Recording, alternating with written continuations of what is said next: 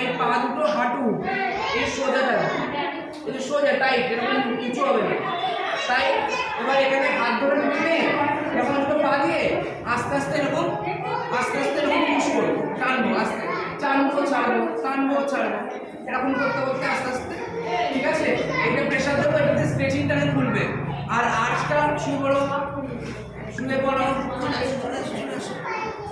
এবার শুয়ে পড়ো পুরো এই হাত দুটো ওই হাত না মাথার পাশে উল্টো দিকে, এরকম হাত কিন্তু এরকম যাতে না থাকে, উল্টো যাতে না থাকে, এই নিজের বডির দিকে থাকবে হাত।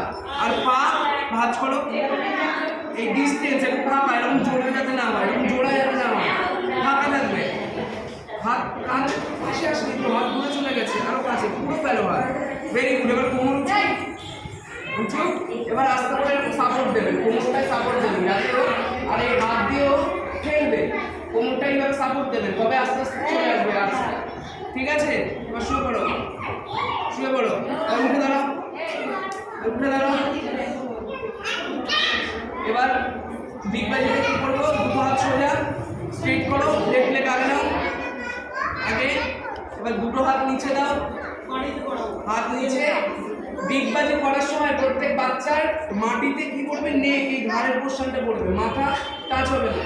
আর যখন নেকটা টাচ হবে তখন এই ঘোড়া চেস্টটা ঢালবে, তবে এই নেকটা টাচ হবে।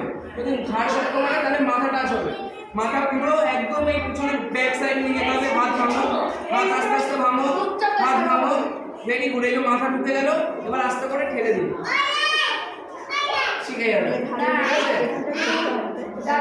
মাথার সামনে একটা হাত দিয়ে দেবেন, মাথার সামনে হাত দিয়ে মাথায় রাখবেন, আর হাতে করলে তো লাগবেই, ও নিজেরাই করতে শিখে যাবে।